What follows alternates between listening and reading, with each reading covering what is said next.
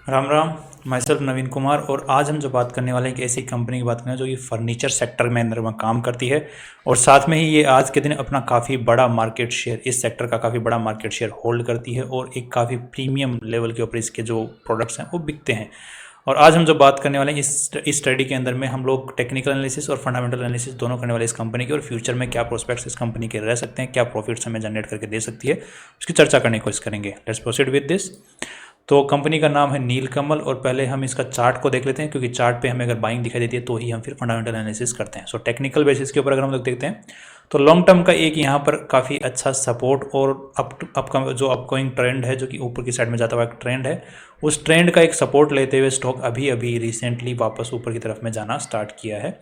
और उस लेवल से वापस इसने जो ऊपर जाना स्टार्ट किया वो भी एक काफ़ी अच्छे वॉल्यूम्स के साथ में जाना स्टार्ट किया। दैट शोज़ कि big money is entering into the stock.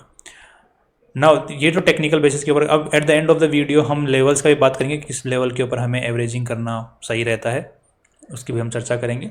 Next, अगर पहले इस कंपनी का थोड़ा सा फंडामेंटल एनालिसिस जान लेते हैं, उससे पहले ये कंपनी करती क्या है उसकी भी बात करते हैं।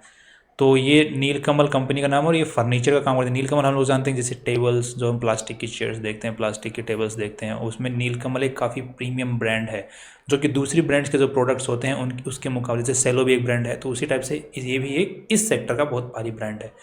इसके जो प्रोडक्ट्स होते हैं दूसरे ब्रांड्स के मुकाबले थोड़े महंगे में ही लोग खरीदने को तैयार हो जाते हैं, क्योंकि इसका एक रेपुटेशन मार्केट में बना हुआ है इस सेक्टर को लेकर के। जैसे कि आप लोग अगर भी चेयर वगैरह खरीदने जाएंगे तो आपको इस चीज़ का पता चल जाएगा।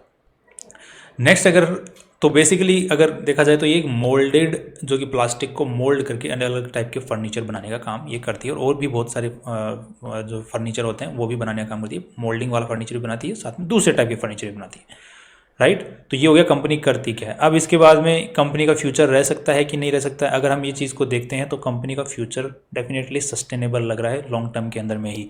क्योंकि अगर प्लास्टिक का अगर बैन आता है तो इस टाइप का जो यूज़ होता है, यूज़ ऑफ प्लास्टिक है, इसके ऊपर में बैन नहीं आता है। अगर आप गवर्नमेंट ने पहले भी प्लास्टिक्स के बैन किए हैं तो वो जैसे डेली यूज़ के जो प्लास्टिक्स होते हैं उनके अंदर में बैन आने के चांसेस रहते हैं, इसके अंदर में नहीं आए हुए हैं, क्योंकि ये एक रीयूजेबल कैटेगरी के अंदर में आता है। इसके जो प्लास्टिक्स होते हैं वो रीयूज किए जा सकते हैं बार बार, राइट। नेक्स्ट, अगर हम लोग देख लेते हैं कि अब कंपनी करती क्या है और इस तरीके, सॉरी करती है तो हमने जान लिया, अब कंपनी किस तरीके से अर्निंग कर रही है उसकी बात करते हैं, राइट।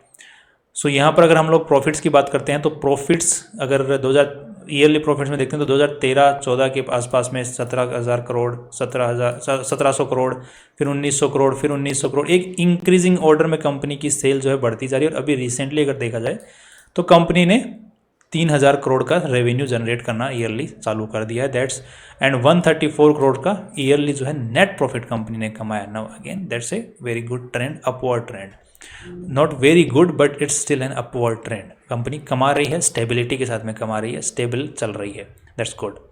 नेक्स्ट, अगर देखते हैं कंपनी के बैलेंस शीट में, तो बैलेंस शीट के अंदर में कंपनी के जो रिजर्व्स हैं वो बढ़ते ही जा रहे हैं, राइट। दैट्स अगेन एक गुड पॉइंट। अब देख लेते हैं कि जो रिजर्व, जो कंपनी का बुक वैल्यू होता है वही इन्वेस्टर्स का खुद का पैसा माना जाता है, और उस बुक वैल्यू के हिसाब से ही कंपनी की खुद की वैल्यू निकाली जाती है। तो बुक वैल्यू में जो पैसा होता है वो at the end of the company जब पूरा नेट प्रॉफिट कमाती है वो आके रिजर्व्स में ऐड होता है। तो रिजर्व्स अगर ऊपर बढ़ता है तो उसको हम एक मान सकते हैं कि कंपनी की वैल्यू ऊपर बढ़ रही है। तो इसी के साथ में अगर हम देख लेते हैं कि पिछले 10 सालों के अंदर में रिजर्व्स में जो इंक्रीज आया है वो किस तरीके से आया है, वो भी प्रॉफिट्स के थ्रू, जो कंपनी प्रोडक्ट सेल कर रही है उसके प्रॉफिट्स के थ्रू क्या रिटर्न कंपनी ने दिया है। तो यहाँ पर अगर हम उसको डेटा को निकालने की कोशिश करते हैं तो यहाँ पे अच्छा खासा हमें एक रिटर्न देखने को मिलता है, जो कि 13% का। सो 13% के CAGR रिटर्न के साथ में कंपनी ग्रो की है पास्ट में। अब इसी चीज़ को हम अगर प्रोजेक्ट करके देखते हैं तो कंपनी का जो स्टॉक प्राइस है आज के दिन कितना चल रहा है, आज के दिन कंपनी का जो स्टॉक प्राइस चल रहा है वो 2,000 रुपये के आसपास में चल रहा है। तो इसी डेटा को अगर हम पुट करते हैं तो यहाँ पे कंपनी का जो स्टॉक प्राइस है वो 6,500 के आसपास, मतलब 6,500 के आसपास में कहीं हो सकता है 2,000 रुपये से अगले 10 साल में। नाउ इसके अंदर हमने एक फैक्टर और ऐड किया है, जो कि फैक्टर है पीबी रेशियो। पीबी रेशियो क्या होता है, कंपनी आज के दिन तो क्या भाव है और मार्केट में क्या भाव चल रहा है। जैसे एक तो ज़मीन का भाव होता है कि गवर्नमेंट की नज़रों में ज़मीन का भाव कितना होता है, और मार्केट में एक्चुअली भाव कितना चल रहा है, दोनों अलग अलग चीज़ें होती हैं, राइट। इसी टाइप से यहाँ पर हमने जो पैसा लगाया कंपनी के अंदर में उसके मुकाबले आज के दिन वो हमारी कंपनी का भाव कितना ऊपर चल रहा है, दैट्स पीबी रेशियो। तो यहाँ पर 2.5 गुना ऊपर चल रहा है। तो अगर इसी को हम देखते हैं तो कंपनी का 10 साल बाद में अगर 2.5 गुना ऊपर जाता है तो यहाँ पे कंपनी का शेयर प्राइस 6,700 के आसपास या 6,500 के आसपास में चल सकता है।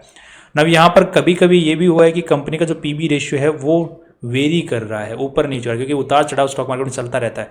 तो पीबी रेशियो कभी 1 पे भी आया है और कभी 5 तक गया है। तो यहाँ पे जो एक रेंज है, तो अगर हम लोग 10 साल में देखते तो हो सकता है कि ये रेंज में कहीं पर भी हो सकता है या फिर उससे भी ऊपर जा सकता है। दैट्स नॉट ए लिमिटेशन कि 1 से 5 के बीच में 10 भी जा सकता है, कोई दिक्कत नहीं है उसमें, राइट। तो अगर पुराने पास डेटा के हिसाब से देखें तो यहाँ पे 14,000 तक भी प्राइस जा सकता है बेस्ड ऑन पास डेटा। ये तो हो गया पास डेटा के हिसाब से फ्यूचर प्रोजेक्शन हमने निकालने की कोशिश करी। तो स्टॉक प्राइस जो है वो 6,000 के और 14,000 के कहीं ऊपर नीचे या फिर वहीं पर हो सकता है। नेक्स्ट अगर और हमने प्रोडक्ट का जो मार्केट्स वो देख ही लिया कि मार्केट काफ़ी अच्छा रह सकता है फ्यूचर के अंदर में ही, गवर्नमेंट की तरफ से ऐसी कोई दिक्कत अभी तक तो आई नहीं है। एंड नेक्स्ट अब देख लेते हैं कि कंपनी के अंदर में कोई और कहीं दिक्कत तो नहीं नज़र आ रही है। तो उसके अगर बैलेंस शीट के अंदर में हम नज़र डालते हैं तो सबसे पहले हम शेयर होल्डिंग पैटर्न को देख लेते हैं। शेयर होल्डिंग पैटर्न्स अच्छे खासे तरीके से जो प्रमोटर्स हैं वो लेके बैठे हुए हैं और डीआईआईज भी अच्छा खासा इस कंपनी को होल्ड करता है, क्योंकि कंपनी की एक स्टेबल कंपनी है। सो डीआईआईज जो होते हैं वो स्टेबल कंपनीज में इन्वेस्ट करना ज़्यादा पसंद करते हैं। और पब्लिक के पास में सिर्फ इस कंपनी का 14% शेयर्स ही हैं। Now that's again a good point कि बहुत ही कम लोग पब्लिक के पास में शेयर्स हैं। सो कंजस्टेड है, काफ़ी शेयर्स कंजस्टेड हैं, तो ऊपर जाने के चांसेस बनते रहते हैं। नेक्स्ट ये कंपनी आज के दिन 3,000 करोड़ की ही कंपनी है। सो फ्यूचर भी काफ़ी ब्राइट हो सकता है, क्योंकि पौधा जब छोटा होता है तो बड़ा जल्दी होता है, तो ज़्यादा प्रॉफिट जनरेट करके देता है। बट एक बार जब पौधा बड़ा हो चुका है तो फिर और उसका बड़ा होना धीरे धीरे बड़ा होता है फिर वो, राइट। तो ये एक अगेन इसके लिए पॉजिटिव पॉइंट है। ये कंपनी आज के दिन छोटी कंपनी है। सो दैट्स ऑल और फंडामेंटल एनालिसिस है, और अभी तक तो मुझे कोई इसमें दिक्कत नज़र आई नहीं है।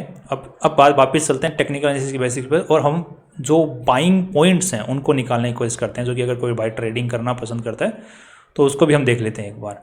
तो यहाँ पर हम लोग 1 सेकेंड डेटा हेरा, अब यहाँ पे हम लोग देख पा रहे हैं कि आज के दिन जो भाव चल रहा है वो 2,500 मतलब 2050 के आसपास में चल रहा है। सो फर्स्ट जो बाइंग कोई भाई अगर करना चाहता है तो देर आर चांसेस कि कोई भी कर सकता है, एज पर टेक्निकल एनालिसिस यहाँ पर स्टार्ट कर सकता है। बट यहाँ पे लेवल्स की अगर बात किया जाए तो जो पहला सपोर्ट लेवल है वो 1700 के 1750 के आसपास में जो सेकंड बाइंग हो सकती है। अगर कोई भाई बोलता है कि अभी ऊपर आया, कोई रिट्रेसमेंट थोड़ा बहुत लेगा तो मैं थोड़ा नीचे जाने के बाद में बाई करूंगा, तो रिट्रेसमेंट के हिसाब से अगर बाई करना चाहता है तो वो 1890 के ऊपर में बाइंग स्टार्ट कर सकता है। नेक्स्ट अगर एवरेजिंग करने की बारी है तो नेक्स्ट जो एवरेजिंग की बारी है वो 1700 के ऊपर में है। उसके बाद में जो एवरेजिंग की बारी है वो काफ़ी नीचे है, और दैट्स अराउंड 1200 के आसपास में। सो यहाँ पे 3 लेवल्स निकल के आ रहे हैं। सो तीनों लेवल्स के ऊपर में एवरेजिंग किया जा सकता है। अगर कंपनी में कोई भी बुराई नहीं आती है फ्यूचर के अंदर में, तो फिर एवरेजिंग के बारे में इन लेवल्स के ऊपर में सोचा जा सकता है। अगर कोई चेंजेस, फंडामेंटल चेंजेस कंपनी में हो जाते हैं तो फिर इग्नोर करना बेटर रहेगा, या फिर नुकसान में भी सेल करना बेटर रहता है। अगर फंडामेंटल चेंजेस कंपनी में आ जाते हैं, बुराई की तरफ कंपनी चलना शुरू हो जाती है, नुकसान की तरफ चलना शुरू हो जाती है। तो सो दैट्स ऑल, और whole view is about Neelkamal. And आप अब इसके बारे में क्या सोचते हैं वो अपना व्यू जो है कमेंट बॉक्स में बता सकते हैं। बाकी हमारी तरफ से भी ये रहता है कि हमको रिकमेंडेशन तो देते नहीं है। This whole thing is for educational purposes only, और एनालिसिस जो है एजुकेशन पर्पस के हिसाब से ही की गई है। And next will see you tomorrow.